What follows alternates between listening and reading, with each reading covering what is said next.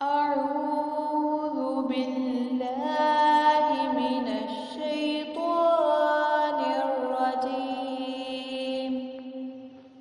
بسم الله الرحمن الرحيم. والتين والزيتون وطور سينين وهذا البلد الأمين. لقد خلقنا الإنسان في أحسن تقويم ثم رددناه أسفل سافلين